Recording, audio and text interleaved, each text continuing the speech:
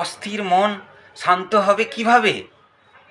মনটা কি সারাক্ষণ অস্থির, কিছুতেই শান্তি পাচ্ছ না?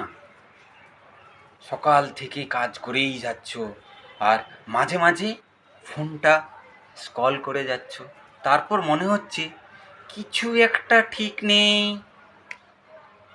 সিক্রেট অফ যোগাতে অশো স্যার বলেছেন, মনকে জোর করে থামানো যায় না, শুধু দেখলে মন নিজেই একসময় শান্ত হয়ে যায়।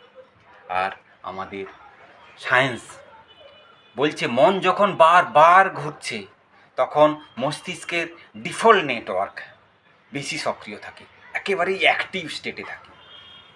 সচেতনভাবে লক্ষ্য করলে সেটা ধীরে ধীরে একেবারেই কুলডাউন, শান্ত হয়ে যায়।